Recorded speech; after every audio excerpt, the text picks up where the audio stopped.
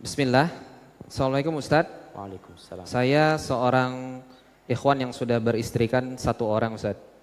Namun saya berencana untuk ta'adud, poligami ya Ustadz ya. Nah, Tapi istri saya adalah tipe orang yang sangat pencemburu Ustadz. Mohon nasihatnya agar niat baik ini bisa terlaksana. Barakallahu fiik. maksudnya Anda nasihatin siapa? Iya pertanyaan di WhatsAppnya Ustadz. Nah, Anda nasihatin siapa ini? Kayaknya yang nanya Ustadz. Nasihatin yang nanya ke istrinya. Dua-duanya mungkin Ustadz. Agar istri tidak pencemburu ya Ustadz ya. Ahibbatifillah. Mungkin ini laki-laki baru tahu perempuan satu. Sehingga dia mengatakan istrinya tipikal wanita yang pencemburu. Nanti dia dapat istri dua gimana? Istri anak yang kedua ternyata tipikalnya pencemburu juga Ustaz. Wanita itu seperti itu. Jadi kalau dikatakan wanita itu istri antum saja yang pencemburu, antum salah. Sepertinya semua wanita kalau urusan dengan poligami dia cemburu. Nggak mampu dia kadang-kala mengatakan suaminya kalau poligami. Tapi mau gimana lagi, udah syariat Allah Azza wa Jal kalau memang suami melakukan hal itu. Tapi nasihat ana buat mereka yang ingin poligami. Allah Azza wa Jal mengatakan fankihu ma tabalakum minan nisa mathna wa thulatha wa ruba' fa in khiftum alla ta'dilu fawahid. Nikahin yang baik-baik dari wanita 2, 3, 4. Kalau kalian takut tidak mampu berlaku adil, maka cukup satu. Agar kalian tidak melakukan kezaliman, jemaah.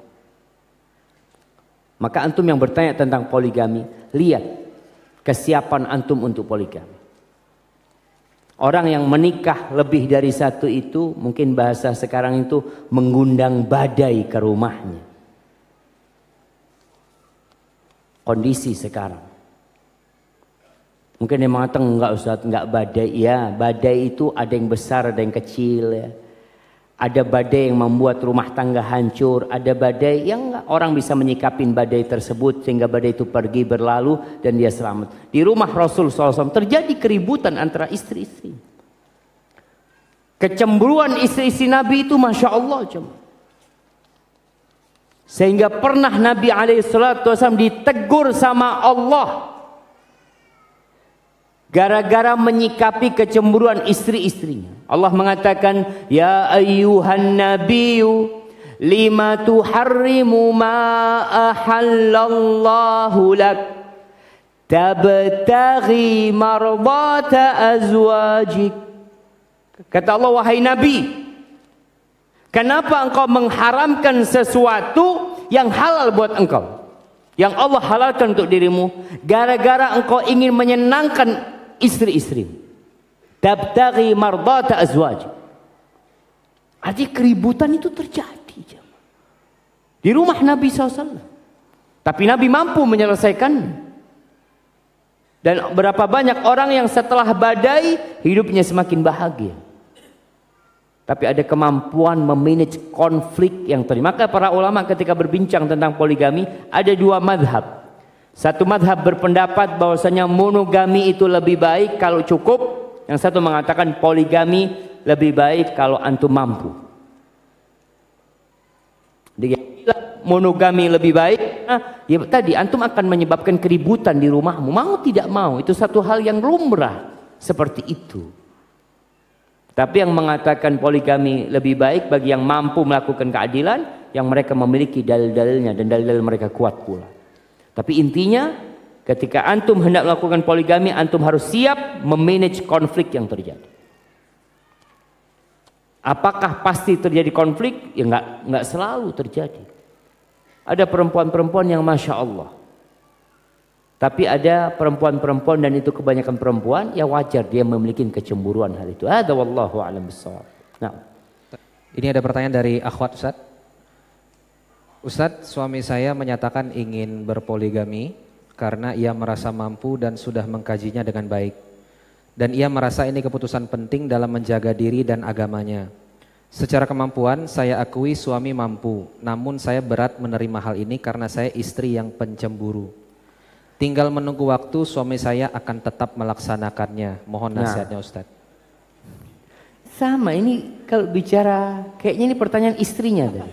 Bisa yang jadi, tadi Ustadz. suaminya sekarang. Mungkin Ustadz.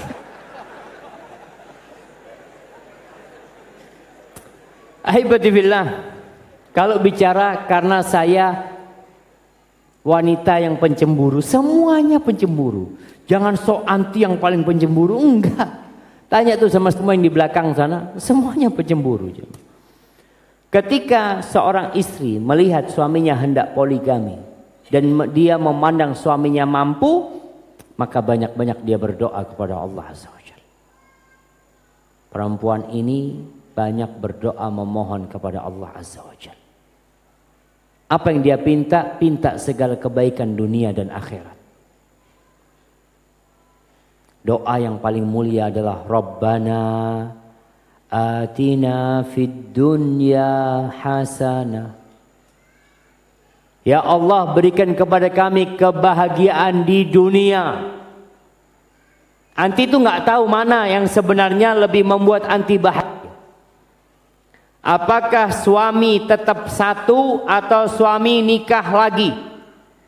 Secara akal wanita berpikir kalau suaminya hanya memiliki satu istri, dia akan berbahagia. Itu menurut dia mungkin.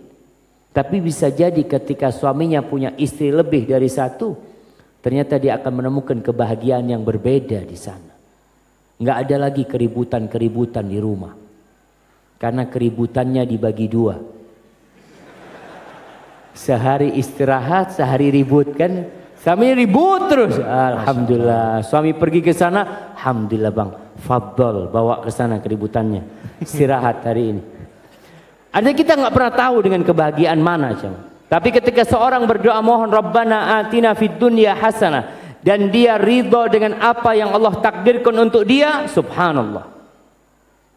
Keridhaan ini membuat semuanya jadi indah, jamaah. Kalau perasaan cemburu tetap nggak bisa hilang. Selama engkau wanita istri Nabi SAW, Aisyah radhiyallahu taala anha, Hafs, Zainab bintu Jahsh, itu istri Nabi. Apa dipikir mereka? Apa antum pikir mereka nggak cemburu? Emangnya istri Nabi diem-diem aja kalau Nabi kawin lagi? Itu Aisyah radhiyallahu taala anha ketika mendengar Nabi Muhammad sallallahu alaihi wasallam menikahi Ummu Salamah dan tersebar di kota Madinah kalau Ummu Salamah ini cantik sekali. Nabi alaihi salatu wassalam menikah sama Ummu Salamah. Aisyah langsung pakai jilbabnya. Datang ke rumahnya Ummu Salamah. Bukan mau melabrak, enggak.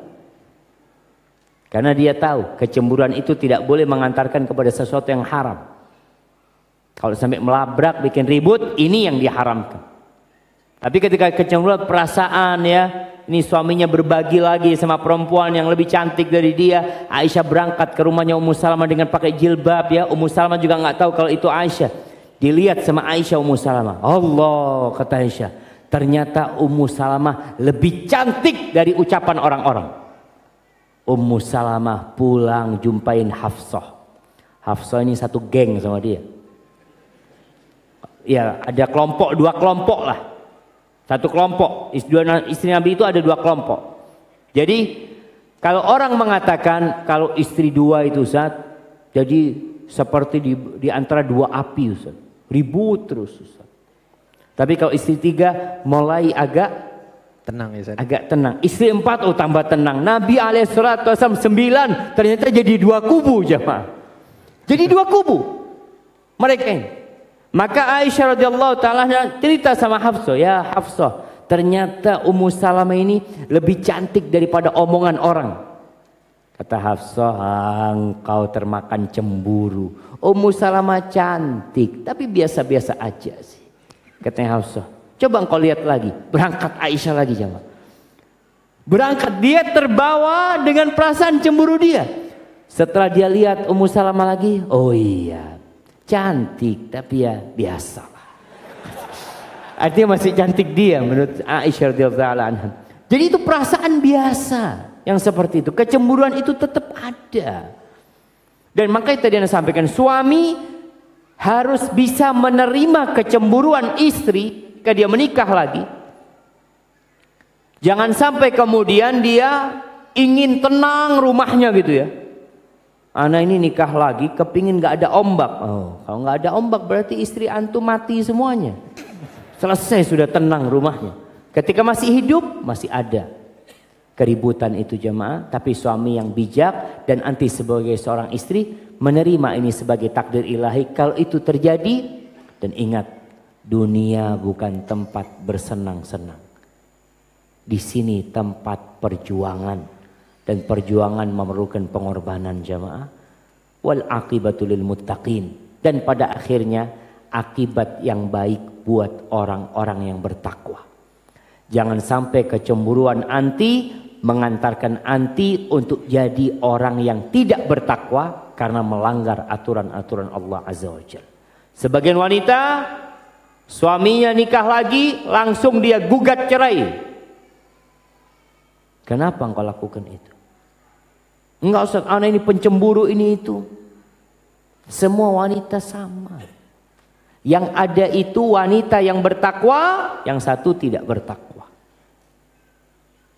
Ketika engkau melihat suamimu nikah lagi dan engkau cemburu, tahan, minta tolong sama ya Allah, bantulah hamba ya Allah. Hamba enggak mampu ya Allah.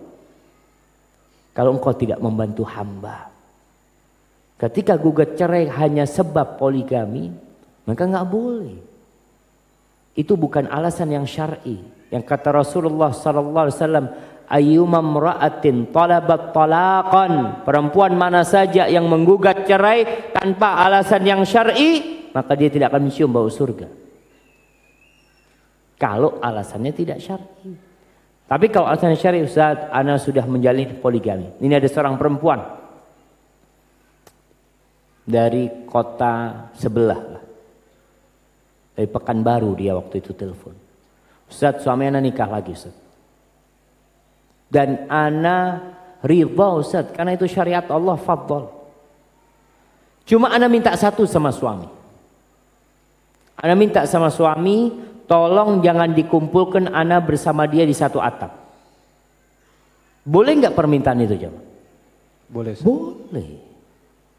Sang suami bersikeras, lah, kau harus bertakwa kepada Allah. Nurut sama suami. Ar-rijalu qawwamuna 'alan nisa. Mulai itu dipaksa sang istri, Ustaz, suami anak orang kaya Ustaz. Hanya dia itu ingin menyampaikan kepada orang-orang kalau anak mampu mengumpulkan dua istri dalam satu rumah. Rasulullah sallallahu alaihi wasallam istri-istrinya nggak ada yang satu rumah. Nggak perlu antum berbangga istri antum dua satu rumah. Kebanggaan apa? Antum menzalimin istri antum.